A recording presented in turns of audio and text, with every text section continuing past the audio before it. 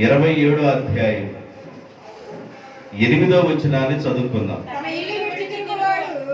తన ఇల్లుని విడిచి తిరుగువాడు గూడు విడిచి తిరుగు పక్షితో సమానము. అందరూ చెప్పండి. తన ఇల్లుని విడిచి తిరుగువాడు గూడుని విడిచి తిరుగు పక్షితో సమానము. ఈ చదవబడిన వాక్య భాగంలో భక్తుడు ఎలా పోల్చాడంటే, తన సొంత ఇల్లుని వదిలిపెట్టి తిరిగేవాడు గూడుని విడిచి తిరిగే పక్షితో సమానంగా పోల్చాడు. కొన్ని పక్షులు కనబడతా ఉంటాయి, కొన్ని పక్షులు గూడు పెట్టుకోవు. కొన్ని పక్షులు కష్టపడి గూడు పెట్టుకుంటాయి, కొన్ని పక్షులు గూడు పెట్టుకోవు. గుడ్డు పెట్టే సమయానికి వచ్చేతలకి ఏ గూడు ఖాళీగా ఉందని చెప్పేసి చూసి గబాల్ వెళ్ళి గుడ్డాడు పెట్టి వచ్చింది. ఏ పక్షి అది? కోయిల. కోయిల ఏం చేసిందంటే, మనం గూడు పెట్టుకోవాలి, తర్వాత గుడ్లు పెట్టుకోవాలి, తర్వాత పిల్లలు చేసుకోవాలి మన రూపంలోనని దానికి ఉండదు. గుడ్డొచ్చిందాక చూసింది. గుడ్డొచ్చిందాక చూసి ఇక గుడ్డొచ్చింది అనగలే ఇంకేం చేసిందంటే, ఏడ ఖాళీ పొందా గూడు అని చెప్పేసి గూట్లో కానీ ఏది లేని సమయంలో ఇది వెళ్ళిపోయి గుడ్డు పెట్టేసి వచ్చింది. దాని పని జరిపేసుకున్నది అమ్మాయి అనుకునింది. అయితే ఆ పిల్లలు పెరిగి పెద్దదవుతున్నప్పుడు కోయిల స్వరం వేరుగా ఉంటది, మిగతా వాటి స్వరం వేరుగా ఉంటది. దేవుని బిడ్డలారా, దేవుడు దేనితో పోల్చాడంటే, తన గూడుని విడిచి తిరుగువాడు, తన ఇల్లుని విడిచి తిరుగువాడు గూడుని విడిచి తిరుగు పక్షితో సమానం. ఈ గుడ్డు పెట్టి వచ్చింది కదా, మరలా వెళ్ళిపోయింది, వేటకి వెళ్ళిపోయింది.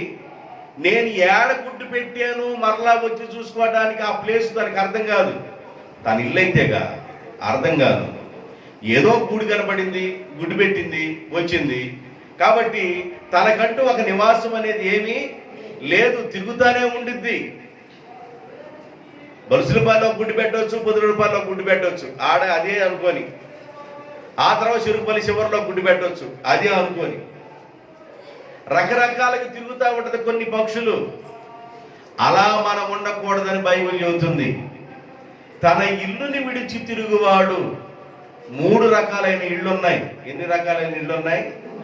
ఒక ఇల్లు మనం కష్టపడి కట్టుకునే ఇల్లు, బేల్దారుల మేసులు పెట్టుకొని కష్టపడి కట్టుకునే ఇల్లు ఒక ఇల్లు. రెండో ఇల్లు ఉంది, అది దేవుని సేవకుడి ద్వారా కట్టబడుతున్న ఇల్లు, సంఘము. సంఘము అనే ఇల్లు. మూడో ఇల్లు ఉంది, దేవుడే తన స్వహస్తాలతో కట్టుతున్న ఇల్లు, పరలోకపు ఇల్లు. ఎన్ని ఇళ్ళు ఉన్నాయి మనకి? 3 ఇళ్ళు ఉన్నాయి. ఒకటేమన్నా మన సొంత ఇల్లు, ఒకటేమన్నా ఆత్మ సంబంధమైన ఇల్లు, మూడోది ఏమన్నా ఇక్కడ మన కాలం ముగించుకున్న తర్వాత నిత్యత్వంలో ఉండే ఇల్లు. తన ఇల్లుని విడిచి ఎవడు తిరగకూడదు. నీ ఇల్లు అనేది నీకు ఉండాలి, నీ అడ్రస్ నీకు ఉండాలి. ఉత్తరం వేస్తే ఆ అడ్రస్ కరెక్ట్గా రావాలి, డోర్ నెంబర్తో సహా. ఆ లెటర్లో రాస్తే ఆ డోర్ నెంబర్ దగ్గరికి వచ్చి ఆ ఉత్తరాన్ని ఇస్తారు. వారం రోజులు ఏడా, వారం రోజులు ఇంకో చోట, వారం రోజులు ఇంకో చోట, వారం రోజులు ఇంకో చోట. సంవత్సరంలో 50 సంవత్సరంలో దాదాపుగా 30-40 చోట్ల తిరుగుతూ ఉంటే పర్మనెంట్ అడ్రస్ ఎక్కడ ఉంటుంది? పర్మనెంట్ అడ్రస్ ఉండదు. పర్మనెంట్ అడ్రస్ కావాలంటే మనం స్థిరముగా ఉండాలి. పర్మనెంట్ అడ్రస్ కావాలంటే మనం స్థిరమైన ఇల్లు ఉండాలి. మనకి స్థిరమైన ఇల్లు ఎలా ఉంటుందో, ఆత్మ సంబంధంగా కూడా మనకు ఒక ఇల్లు ఉండాలి. అది దేవుని సంఘము. దేవునికి స్తోత్రం. దేవుని సంఘాన్ని విడిచి మనము అటు ఇటు తిరగకూడదు. దేవుని సంఘములో స్థిరపరచబడాలి, దేవుని సంఘములో నాటబడాలి, దేవుని సంఘములో మనం అంటుగట్టబడాలి, దేవుని సంఘములో మనం పాతుకుపోవాలి. అలా గాని మనం ఉన్నట్లయితే బైబిల్ చెబుతుంది, నా యందు మీరు, మీ యందు నా మాటలు నిలిచి ఉన్న ఎడల మీకు ఏది ఇష్టమో దాన్ని అడగండి, మీరు బహుగా ఫలిస్తారని దేవుడు చెప్పాడు. దేవునికి స్తోత్రం. ద్రాక్షావల్లిగా ఉన్న యేసయ్యతో, యేసయ్య అనే సంఘముతో ఎవరైతే అంటుకట్టబడి ఉంటారో, ఆ ఇంటిలో ఎవరైతే ఉంటారో, ద్రాక్ష తీగలు నేను, ద్రాక్ష వల్లిని నేను, తీగలు మీరు, నా యందు మీరు అంటుకట్టబడి ఉంటే మీరు బహుగా ఫలిస్తారని దేవుడు చెప్పాడు. అలా మనం సంఘములో స్థిరముగా ఉండాలి. దేవుని స్తోత్రం చెప్పండి. హల్లెలూయా. సంఘములో స్థిరముగా ఉండాలి, సంఘములో స్థిరముగా ఉండాలి. మనం పుట్టి మనము గిట్టేంత వరకు, మనము పుట్టి మనము చనిపోయేంత వరకు మనము సంఘములో స్థిరముగా ఉండాలి, స్థిరముగా నిలబడాలి, స్థిరముగా ఉండాలి. అలాంటి వారి జీవితాల్లో అద్భుతాలు జరుగుతాయి. తన ఇల్లుని విడిచి తిరగకూడదు, తన సొంత సంఘాన్ని విడిచి తిరగకూడదు, తన సొంత ఇల్లుని విడిచి తిరగకూడదు. అలా తిరిగే వాళ్ళ గురించి బైబిల్ చెబుతుంది, గూడు విడిచి తిరుగు పక్షితో సమానము అన్నాడు దేవుడు. మనమంట అటు ఇటు తిరగకూడదు. మనం ఎలా ఉండాలంట, అటు ఇటు తిరగకూడదు. అటు ఇటు తిరిగే బుద్ధి మంది కాదు, అటు ఇటు తిరిగే బుద్ధి మనకు రాకూడదు. అటు ఇటు తిరిగే బుద్ధి అది మంది కాదు. బైబిల్ ఏం చెబుతుందంటే, యోబు గ్రంథం 1వ అధ్యాయము 7వ వచనం, యోబు గ్రంథము 1వ అధ్యాయము 7వ వచనం, యెహోవా, యెహోవా అంటున్నాడు, సాతానా నువ్వు ఎక్కడి నుండి వచ్చితివని అడుగగా, అపవాది నేను భూమి మీద అటు ఇటు తిరుగుచూ వచ్చి తిని. అటు ఇటు తిరిగే బుద్ధి ఎవరిది? అటు ఇటు తిరిగే బుద్ధి ఎవరిది? సాతాను బుద్ధి. అటు ఇటు తిరగకూడదు. మనము ఒక కాలు ఒక చోట, ఇంకొక కాలు ఇంకో చోట వేయకూడదు. ఒక కాలు ఒక పడవలో, ఇంకొక కాలు ఇంకో పడవలో వేయకూడదు. ఆ కాలు ఆ పడవలో, ఈ కాలు ఈ పడవలో వేస్తే ఏం జరుగుద్ది చెప్పరే? ఏమి జరుగుద్ది? ఏమి జరుగుద్దో మీరు లోపల అనుకోండి, మీరు బయటికి చెప్పకపోయినా పర్లేదు. మనము 2 పడవల మీద కాళ్ళు వేయకూడదు. దేవుని బిడ్డలారా, దేవుని పిల్లలుగా ఉన్న మనము 2 పడవల మీద కాళ్ళు వేయకూడదు. కారణం ఏంటంటే, దేవుడు నిన్ను ప్రేమించి ఒక ఇల్లునిచ్చాడు, ఆ ఇల్లు నీది. దేవుడు ప్రేమించి ఒక ఇల్లునిచ్చాడు, అది పూరిల్లే కానివ్వండి, అది రేకులిల్లే కానివ్వండి, అది డాబానే కానివ్వండి, అది ఏదన్నా కానివ్వండి. దేవుడు ప్రేమించి నీకు ఒక ఇల్లునిచ్చాడు, ఆ ఇల్లు నీ సొంతం. నీ ఇంటిలో నువ్వు స్వతంత్రంగా ఉంటావు. అవసరమైతే కూలర్ పెట్టుకుంటావు, అవసరమైతే ఏసీ పెట్టుకుంటావు. కూలరు ఏసీ లేకపోతే ఇంటి నిండా నీళ్లు చల్లుకుంటాము. అవి కూడా లేకపోతే ఇంటి పైన ఒకవేళ ఏదైనా అవసరమైతే మనం చల్లదనం కోసం ఒకవేళ ఇంక ఏదైనా వేసుకుంటాం. అది మన ఇల్లు, మన ఇష్టం. లేదు ఒక మంచి మొక్కని మన ఇంటి పైకి పాకేటట్లుగా చేస్తాం, ఇల్లు మొత్తం అల్లుకుపోయేటట్లు చేస్తాం. మన ఇష్టం అది. మన ఇంటిని మనం జాగ్రత్తగా చూసుకుంటాం. ఎవరింటిని వాళ్ళు జాగ్రత్తగా చూసుకుంటారా, చూసుకుంటున్నా వాళ్ళ చేతులు ఎత్తండి. నా ఇల్లు నేను బాగా జాగ్రత్తగా చూసుకుంటున్నాను అన్నవాళ్ళు.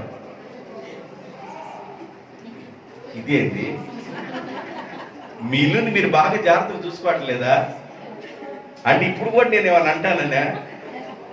మీ ఇల్లుని మీరు బాగా జాగ్రత్తగా చూసుకోవట్లేదా? చెమ్ము ఒక చోట, చాట ఒక చోట, రోలు ఒక చోట, రోకలు ఒక చోట, మీరైనా పడేస్తున్నారా? గ్యాస్ ఒక చోట, అగ్గిపెట్టి ఒక చోట, అట్లాగేం లేదు కదా. ఇల్లు శుభ్రంగానే ఉంచుకుంటున్నారు కదా. ఇప్పుడు మీరు అందరూ చెబుతారు, ఇల్లు శుభ్రంగా ఉంచుకున్నవారు ఆమేనని చెబుదాం. ఆమేన్. మీ చేత ఎలా చెప్పించారో నాకు బాగా తెలుసు. ఇల్లుని మన సొంత ఇల్లుని మనం శుభ్రం చేసుకుంటాం. గోళ్ళ కట్టుకునే స్థితి లేకపోతే తూటి కర్రలు ఇదివరకు తూటాకు అని ఉండేది. తూటి కర్రలు బాగా నాకంటే ఎత్తు పెరిగాయి, ఎంత ఎత్తు పెరిగాయి తూటి కర్రలు. అవి కోసుకొచ్చి చక్కగా లైన్గా పెట్టి పెండి కట్టి దానికి లోపల బయట పేడగాని రాసి వదిలి పెడితే ఇక నిశ్చలంగా ఉండిద్ది.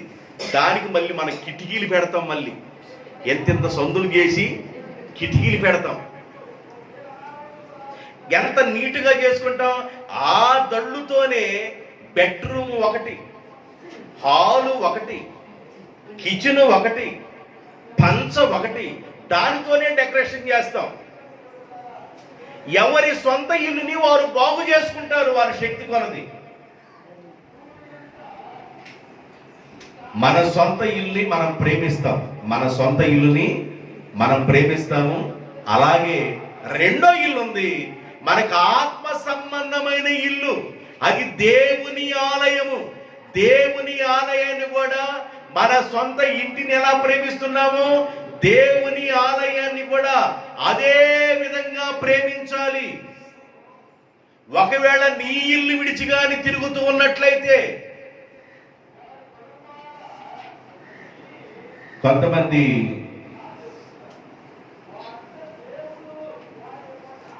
కట్టుకున్న ఇల్లు ఆ ఇంటిలో ఉండకుండా ఎక్కడెక్కడో తిరిగితే ఆనందం ఉంటుందా? కట్టుకున్న ఇంట్లో ఉంటేనే ఆనందం ఉంటుంది. అలాగే మన సొంత సంఘములో మనం స్థిరముగా ఉండటం వల్ల మనకు అది ఆశీర్వాదకరముగా మారునుగాక. దేవునికి స్తోత్రం. అయితే అటు అటు తిరిగే బుద్ధి మనకు ఉండకూడదని చెప్తున్నాడు దేవుడు. సంఘాలు కూడా మారకూడదు. 6 నెలలు ఒక సంఘము, 6 నెలలు ఇంకొక సంఘము, 6 నెలలు ఇంకొక సంఘము. సంఘాలు మారకూడదు. స్థిరముగా ఉండాలి మనము. స్థిరముగా ఉన్న మొక్క ఎలా ఫలిస్తుందో, నువ్వు స్థిరముగా ఉంటే ఖచ్చితంగా నువ్వు ఫలిస్తావు. స్థిరముగా ఉండాలి. అంజూరపు చెట్టు పెట్టాం, మన దొడ్లో అంజూరపు చెట్టు ఉంది. ఇప్పుడు పెట్టి 4 సంవత్సరాలు ఏమో, సంవత్సరానికి 2 కాయలు, ప్రస్తుతానికి 2 కాయలు, ఒక్కొక్క కాయ 2 కాయలు, ఇప్పుడు ఒక 2 కాయలు పడ్డాయి అనుకుంటారు. అది స్థిరంగా ఉంది కనుక 2 కాయలో 3 కాయలో 4, 1, 2, 3 అది స్థిరముగా ఉంది కనుక ఫలాలు ఇస్తుంది. సంఘములో మనం స్థిరముగా ఉండాలి. దేవునికి స్తోత్రం. హల్లెలూయా. ఈరోజు ఒక సంఘములోను, ఆ తర్వాత మరొక సంఘములోను, ఆ తర్వాత మరొక సంఘములోను, ఆ తర్వాత మరొక సంఘములోను మనం అలా ఉండకూడదు. ఒక సంఘములో స్థిరపరచబడిపోయి ఉండాలి మనము. అలా ఉండకపోయినట్లయితే బైబిల్ చెబుతుంది, తన ఇంటిని విడిచి తిరుగువాడు గూడిని విడిచి తిరుగు పక్షితో సమానము. ఆదికాండము 8వ అధ్యాయం 7వ వచనం. ఆదికాండము 8వ అధ్యాయము 7వ వచనము. ఒక కాకిని వెలుపలకి పోవటానికి విడిచెను. ఆ కాకి ఓడలో నుండి బయటికి వెళ్ళి భూమి మీద నుండి నీళ్లు ఇంకిపోయేంత వరకు ఇటు అటు తిరుగుతూ ఉండెను. జీతం లేని జర్నలిస్టు తిరిగినట్లుగా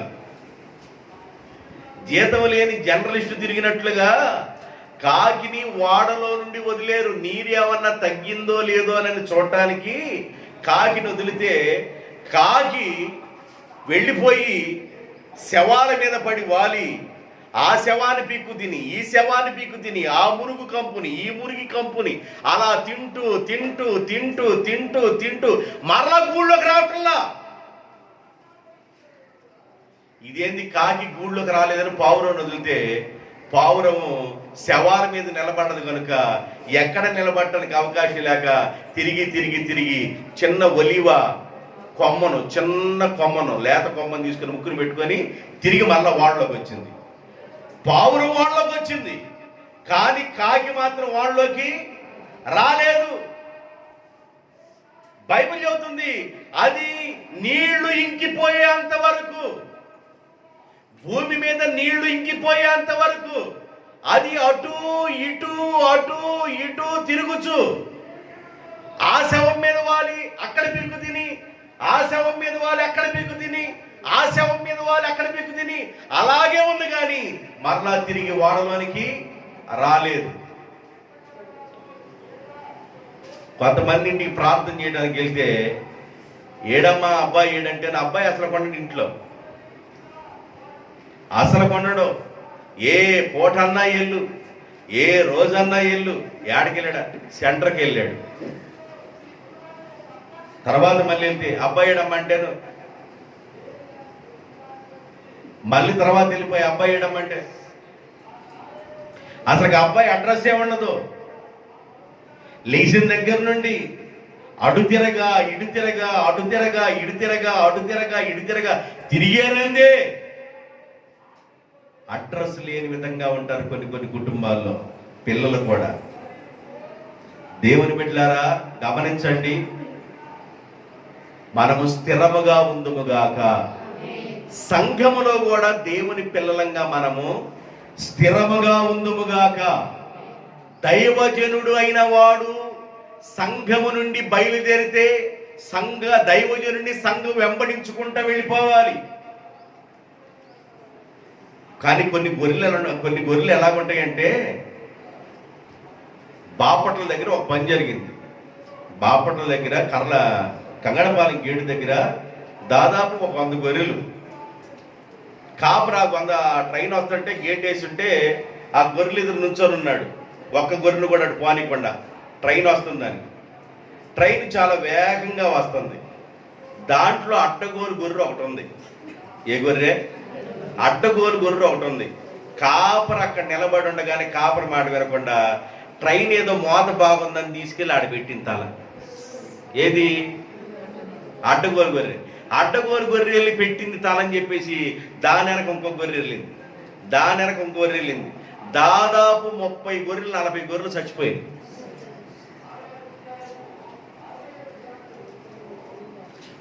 గొర్రెలు ఒక గొర్రెలు తలకాయ పెడితే చాలు, 1 2 3 4 5 6 7 దాదాపు 30 గొర్రెలు తలకాయ పెట్టి.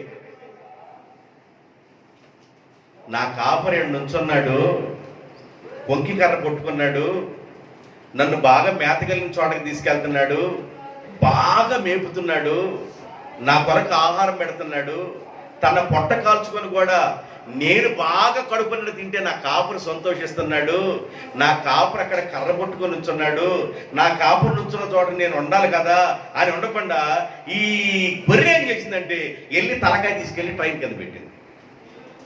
అది పెడితే నేను ఎందుకు పెట్టనని చెప్పేసి తర్వాత ఒకటి పెట్టింది. 30 గొర్రెలు దాదాపు 30-40 గొర్రెలు దాకా వెళ్ళిపోయింది. లబో దిబో అని ఏడుస్తున్నాడు. ఇక ఒక గొర్రె దాదాపు 10,000 ఉంటుంది.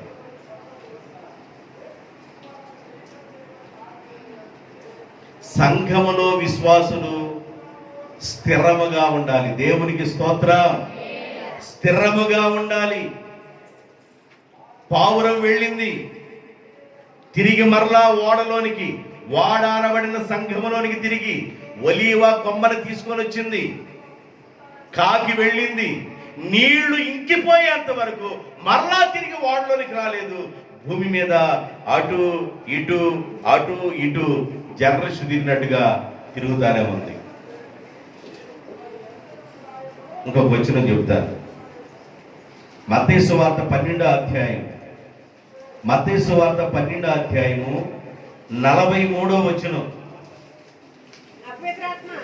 అపవిత్రాత్మ ఒక మనుషుణ్ణి వదిలిపోయిన తరువాత అది విశ్రాంతిని వెదుకుచు నీరు లేని చోట్ల తిరుగుచూ ఉండును. అపవిత్రాత్మ చేసే పని ఏంటంట? నీరు లేని చోట్ల, చెప్పండి, అపవిత్రాత్మ నీరు లేని చోట్ల కాకి ఏం చేసింది? ఇటు అటు. అపవాది ఏం చేస్తుంది? యోబు గ్రంథంలో మనం చెప్పినట్లుగా ఇటు అటు తిరుగుతూ భూమి మీద నుండి నేను వచ్చాను. అపవాది ఏమన్నా అటు ఇటు తిరుగుతుంది, కాకి ఏమన్నా అటు ఇటు తిరుగుతుంది. అపవాదికి విశ్రాంతి దొరక్క నీరు లేని చోట్ల తిరుగుచూ ఉంది. అపవాది ఏడ తిరుగుతుందంట? నీరు లేని చోట్ల అపవాది తిరుగుతూ ఉంటది. నీరు ఎక్కడైతే ఉండిద్దో అపవాది అక్కడికి రాదు. నీరు దేనితో పోల్చబడిందంటే దేవుని యొక్క వాక్యముతో పోల్చబడింది. దుష్టుని ఆలోచన చొప్పున నడవక, పాపుల మార్గమందు నిలవక, అపహాసకులు కూర్చున్న చోట కూర్చోడక, యెహోవా ధర్మశాస్త్రము దివారాత్రము ధ్యానించువాడు ధన్యుడు. అతడు నీటి కాలవల ఒడ్డున నాటబడిన చెట్టు వలె ఆకువాడక తన కాలమందు ఫలమిచ్చును. నీరు ఎక్కడైతే ఉంటుందో వారు ఫలిస్తారు అక్కడ. అపవాది ఎక్కడ తిరిగింది? తన ప్లేస్, తన అడ్రస్ ఏంటంటే నీరు లేని చోట్ల. ఎంత వాక్యం చెబుతున్నా ఎవరి హృదయాల్లోనికి వెళ్లకుండా అర్థం కానట్లుగా ఉన్నావంటే సాతానుడు నీ మీద ఖచ్చితంగా పనిచేస్తాడని అర్థం. వాక్యం అర్థం కాని పని చేస్తాడు దురాత్మ. వాక్యము హృదయంలోకి వెళ్ళని పని చేస్తాడు దురాత్మ. వాక్యముతో పెదగని పని చేస్తాడు దురాత్మ. వాక్యములో ఫలింపని పని చేస్తాడు దురాత్మ. చెప్పిన వాక్యాన్ని చెప్పినట్లుగా ఎవరైతే స్కాన్ చేసి పట్టుకుంటారో, వాక్యము హృదయంలో నిలబడిద్దో అక్కడ నీరు ఉన్నట్లు. నీరు ఉన్న చోట్ల ఫలం ఉంటుంది. నీరున్న చోట్ల ఏముంటుంది? ఫలం ఉంటుంది. అపవాది అంట, ఏడ తిరుగుతున్నావు అపవాది అంటేను నీరు లేని చోట్ల తిరుగుతాను. నేను ఏడ తిరుగుతాను? నీరు ఏడైతే ఉండదో నేను ఆడ తిరుగుతాను. నా డ్యూటీ ఏంటంటే నీరు లేని చోట్ల తిరుగుతాను. వాక్యము లేని చోట్ల, దేవుని యొక్క వాక్యము ఎవరి హృదయములో అయితే నిలబడదో, వాక్యము ఎవరి హృదయంలో అయితే పనిచేయదో, వాక్యము కొరకు ఎవరి హృదయాలు అయితే తెరవబడవో అక్కడ అపవాది పనిచేస్తూ ఉంటాడు.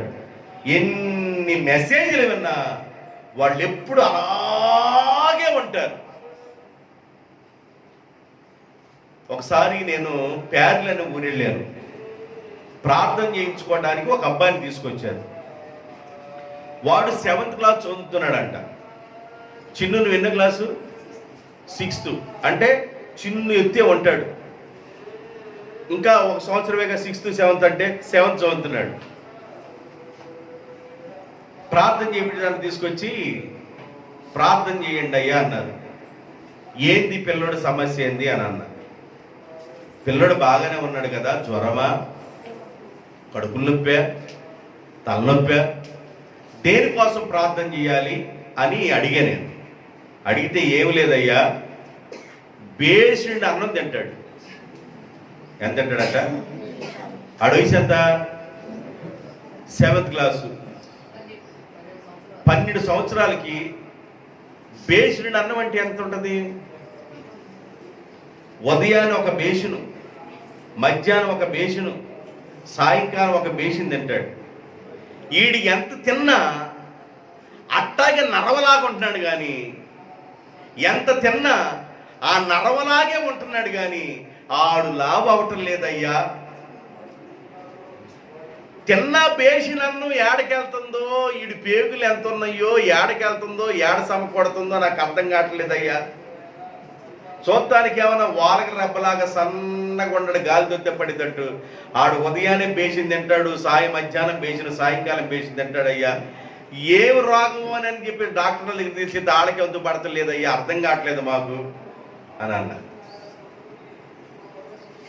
ఎంత విపరీతమైన తిండి ఏందని చెప్పేసి ఆలోచన చేసి ప్రార్థన చేశారు. ప్రార్థన చేస్తే వాళ్ళలో నుండి దెయ్యం వచ్చింది. వాళ్ళ నుండి ఏమొచ్చింది? దెయ్యం వచ్చింది. దెయ్యం వచ్చి నేను వెళుతున్నానని చెప్పేసి వెళ్ళిపోయింది. పోయింది పొండి అన్న. మళ్ళీ ఆడు ఎరగ తీసుకుంటున్నాడు, ఇట్ట ఎరగ తీసుకుంటుంటే మళ్ళీ దేనికి వచ్చావంటేను ఎల్లోడు వేరు నేను వేరు అంది. ఇంతకుముందు ఎల్లోడు వేరు, నేను సెకండ్ డ్యూటీలో నేనున్నా, నేను వేరు అంది.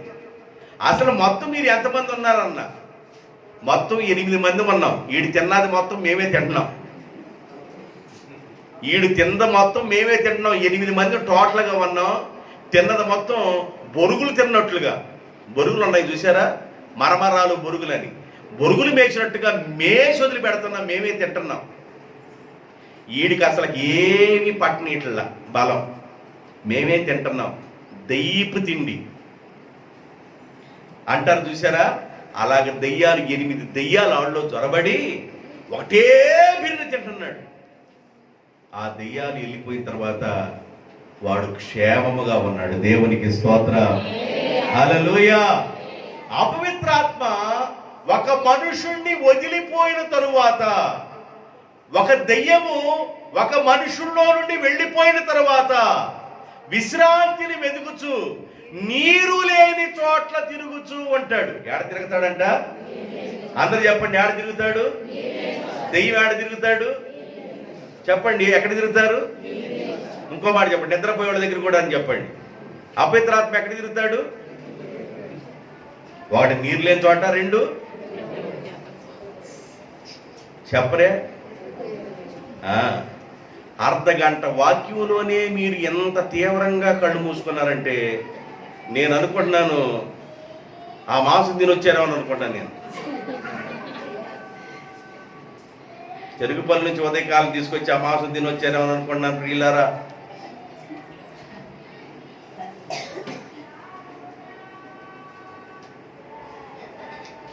ఆ మాంసం తిన్నవాడు ఒకటే నిద్ర అంట. చూసినట్టే ఉంటారు చూడరు, ఎన్నట్టే ఉంటారు వినరు. వంట పట్టదు వాళ్ళకి, తిన్నది వంట పట్టద్దు. ముందు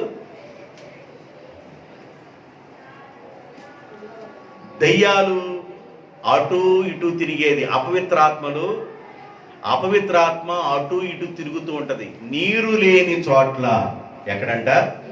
నీరు లేని చోట్ల అనగా వాక్యము ఎక్కడైతే ఉండదో, వాక్యము ఎవరి హృదయములో అయితే నిలబడదో, వాక్యానుసారంగా ఎవరైతే జీవించరో అక్కడ దయ్యాలు తిరుగుతాయి.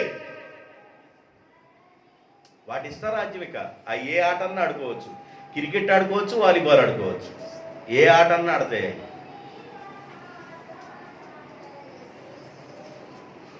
ఫుట్బాల్ ఆడతాయి దయ్యాలు. అందువల్ల దయ్యపు శక్తులను గెలవాలంటే దేవుని యొక్క వాక్యం అనే నీరు నీ హృదయంలో సమృద్ధిగా ఉండునుగాక. దేవునికి స్తోత్రం. ఇంకొక వాక్యం చదువుదాం. అపోస్తుల కార్యము 19వ అధ్యాయం. అపోస్తుల కార్యము 19వ అధ్యాయము 15వ వచనం. అపోస్తుల కార్యం 19వ అధ్యాయము 15వ వచనం. అందుకు ఆ దయ్యము, నేను యేసును గుర్తెరుగుదును, పౌలును కూడా గుర్తెరుగుదును, గాని నీవు ఎవరో నాకు తెలియదని చెప్పింది దెయ్యం. వినండి, జాగ్రత్త వినండి. ఆ రోజుల్లో అపోస్తుడైన పౌలు యేసుక్రీస్తు నామం చెప్పిన వెంటనే దెయ్యాలు పారిపోతా ఉన్నాయి. బలమైన కార్యాలు పౌలు గారి ద్వారా జరుగుతూ ఉన్నాయి. యేసు నామములో దురాత్మలారా పొండి అనగానే వాళ్ళు వదిలిపెట్టి వెళ్ళిపోతా ఉండే. ఏమంటున్నాడని ఒకడేం చేశాడంటే స్పష్టంగా ఆయన నోటికెళ్ళి చూశాడు. ఆయన ఏమన్నాడు? యేసు నామంలో దెయ్యాలారా పొండి అనగల దెయ్యాలు ఏమైనాయి? పోయినాయి. ఆ 2 మాటలు నేర్చుకున్నాడు. ఎవరు? ఒకడు స్కేవా కుమారుడని ఒకడు నేర్చుకున్నాడు. ఈడు కూడా ఏం చేశాడంటే, నేను కూడా దెయ్యాలు ఎలగొడతాను అన్నాడు. నేను కూడా దెయ్యాలు ఎలగొడతాను. దెయ్యం పడితే మీరు ఎక్కడెక్కడో తిరగాల్సిన అవసరం లేదు, పౌలు గారిని వెతకాల్సిన అవసరం లేదు, నేను కూడా వెళ్ళగొడతాను. మీరు ఏదన్నా వీలు పడితే దెయ్యాలు పట్టుంటే చెప్పండి అన్నారు. ఒక ఇంట్లో దెయ్యం బట్టి జుట్టు అంతా వెనకొండాలి, జుట్టు మొత్తం ముందుకేసుకుని కూర్చొని అంటా ఉంది. ఆ స్కేవా కుమారుడు చెప్పాడే, దెయ్యాలు నేను కూడా ఎలగొడతాను, పౌలు గారు లేకపోతే నేను కూడా ఎలగొడతాను అన్నాడు కదా. అందుకని ఆయనకి చెప్పారు, కబురు చెప్పారు. అయ్యా, దెయ్యాలు పడితే ఎలగొడతానన్నావు కదా, ఒకళ్ళ ఇంట్లో కూర్చొని వరకు ములుగుతామన్నారు, మాకేం అర్థం కావట్లేదు. ఈ ఎంటికి వెనకొండాల్సినవి ముఖానికి ముందేసుకుంది అంటుంది. ఒకసారి నువ్వు చూద్దు రాయనంటేను దగ్గరికి వచ్చాడు, ఇంటి దగ్గరికి. జనాలందరూ ఇంటి చుట్టూ ఉన్నారు. ఆయన అన్నాడు, నేను ఇంట్లోకి వెళ్తున్నా, దెయ్యాలు కేకలేసినా మీరు తలుపు తీయకూడదు. ఏం చెప్పాడు వాళ్ళకి? దెయ్యాలు కేకలేసినా మీరు తలుపు తీయకూడదు, మీరు జాగ్రత్తగా, దెయ్యాలు కేకలేస్తాయి అయినా మీరు తలుపు తీయకూడదు అన్నాడు. సరేనయ్యా, సరే నేను వెళ్తున్నానని వెళ్ళాడు. ఈయన వెళ్ళిన వెంటనే ముందుకి జడ వేసుకొని కూర్చున్నామి చిన్నగా లేచి గడిపెట్టిందంట. ఈడిపెట్టల ముందు దైవే చిన్నగా లేచి వెళ్ళి గడిపెట్టిందంట. ఏ నువ్వు ఎవరివి అని అడిగాడంట. నేను ఎవరిన చెబుతానుండు, నేను ఎవరిన చెబుతాను, యేసు నామములో అన్నాడంట. ఏ యేసు నామం అందంట? ఎవరిని? ఆడిని. ఏ యేసు? వీడికి అర్థం కావట్లా, ఎన్ని యేసునామాలు ఉన్నాయో అని అర్థం కావట్లా. పౌలు గారు యేసునామాలు అన్నాడంట. యేసు ఎవరో